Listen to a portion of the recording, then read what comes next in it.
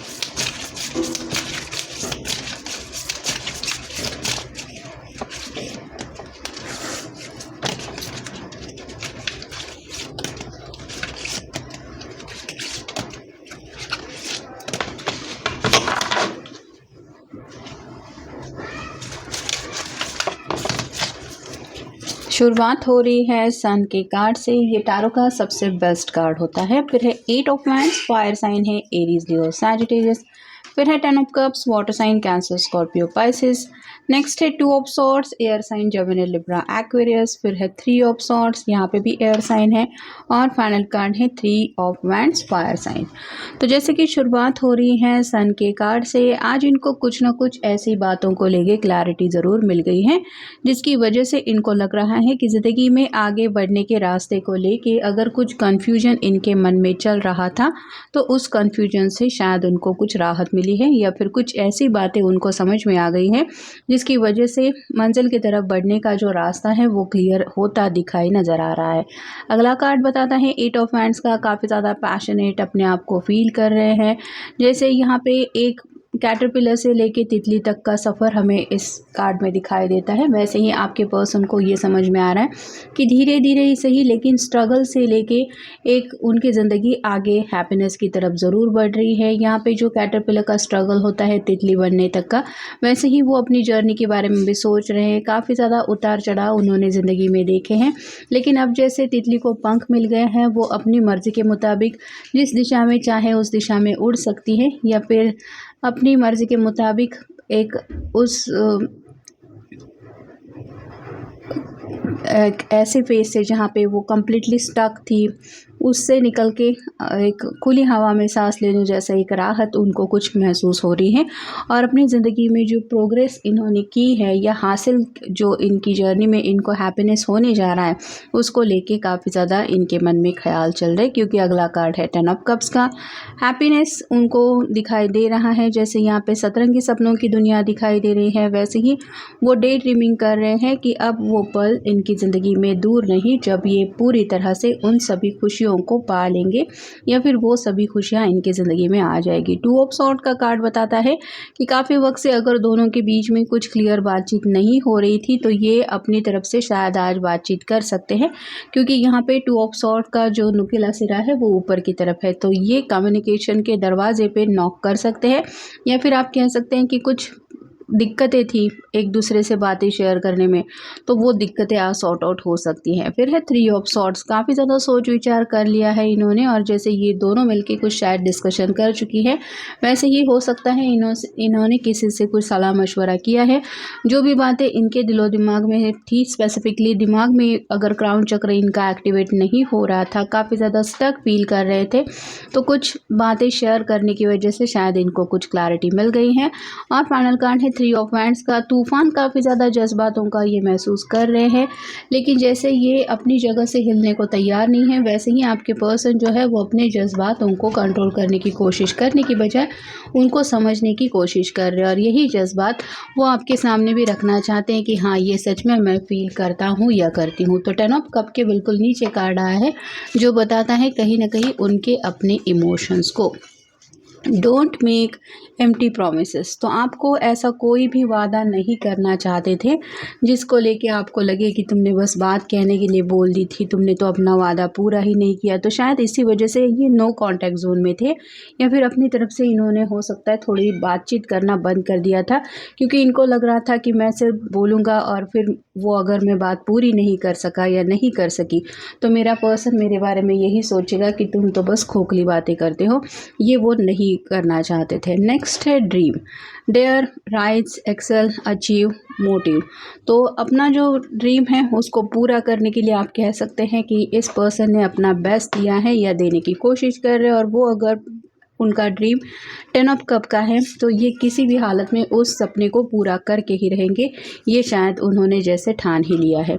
Be patient and persistent. तो जैसे कछुए की धीमी गति होती है, लेकिन एक जैसे स्टोरी है कि धीरे धीरे ही सही लेकिन कछुआ रेस जीत जाता है, क्योंकि वो कंसिस्टेंसी रखता है अपनी रेस में। वो जिस रफ्तार से चल रहा होता है उसी रफ्तार से चलते चलते ही सही, लेकिन वो रेस पूरी ज़रूर करता है। वैसे ही आपके पर्सन को भी लग रहा है कि ज़िंदगी में आगे बढ़ते बढ़ते कहीं ना कहीं समय उनका साथ नहीं दे रहा, या फिर उनको बाकी लोगों की तुलना में अपनी जो रफ्तार है वो काफ़ी ज़्यादा धीमी लग रही है प्रोग्रेस की तरफ। लेकिन उनको ये ज़रूर पता है कि ऐसी ही कंटिन्यूस प्रोग्रेस की तरफ मैं बढ़ता रहूँगा या रहूँगी तो वो सक्सेस ज़रूर मुझे मिल जाएगा जो मैं चाहता हूँ। जो स्पेसिफिकली 10 ऑफ कप के बिल्कुल ऊपर कार्ड आया है, मतलब इनको ये यकीन है कि ज़िंदगी में आगे का इनका जो फ्यूचर है वो काफ़ी ज़्यादा हैप्पीनेस से भरा हुआ ज़रूर होगा। शो अप फुली और नॉट एट ऑल। तो अपने दिल की जो बातें हैं वो क्लियरली आपसे कहना चाहते हैं, और शायद इन्होंने काफ़ी वक्त से उन बातों को अपने दिल में ही रखा था, क्योंकि प्रॉपर प्रिपरेशन इनकी नहीं हुई थी। जब तक इंसान क्लियर नहीं होता एग्जैक्ट वर्ड में बात अपनी कहने के लिए, तब तक उसको लगता है कि नहीं मुझे ये कहना चाहिए, नहीं कहना चाहिए। मतलब कन्फ्यूजन की एनर्जी काफ़ी ज़्यादा होती है, जिस वजह से आप किसी को भी अगर अचानक से कोई सवाल पूछेंगे तो वो पर्सन या तो हड़बड़ाहट में कुछ बोल देता है या फिर पूरी तरह से साइलेंट हो जाता है। वैसे ही ये पर्सन भी काफ़ी ज़्यादा आप कह सकते हैं साइलेंट मोड में थे, क्योंकि ये प्रिपेयर नहीं थे किसी सवाल के जवाब के लिए। You can't always get what you want. तो उन्हें पता है कि हमेशा ये नहीं होता कि आपको जो चाहिए वो मिल ही जाता है।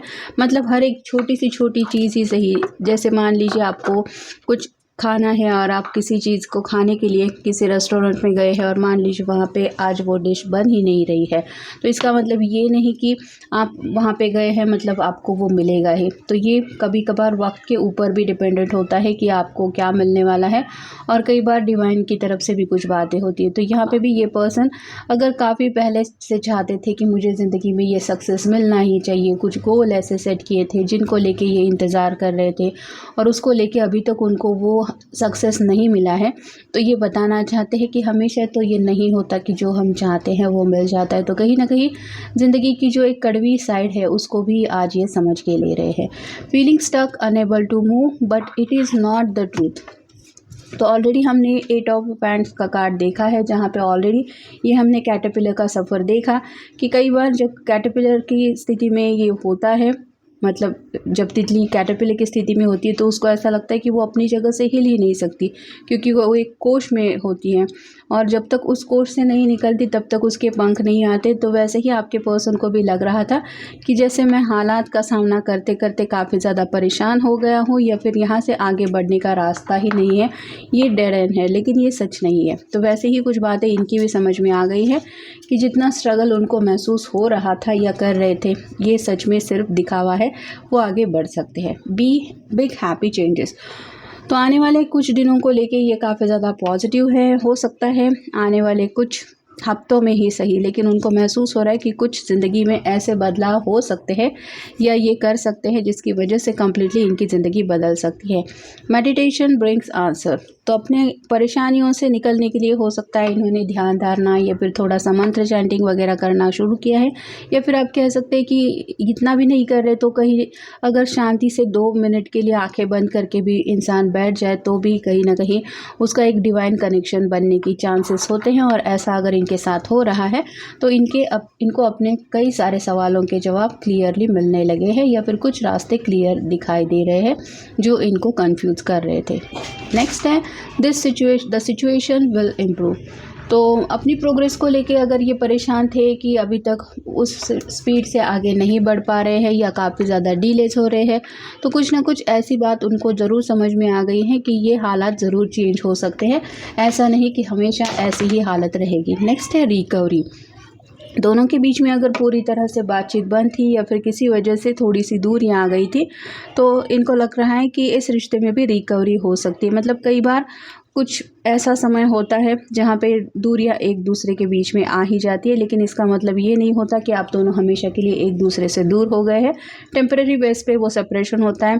बाद में जब हालात या फिर वो इंसान काफ़ी ज़्यादा हील हो जाता है या फिर हालात उसको थोड़ा और मजबूत कर देते हैं, तो वो ऑटोमेटिकली उन बातों का सामना करने के लिए तैयार हो जाता है, जो बातों का सामना करने से वो अपने आप को साइड में ले गया होता है। तो यहाँ पे भी ये पर्सन कुछ ऐसी ही बातों को समझ रहे हैं। Look for a sign.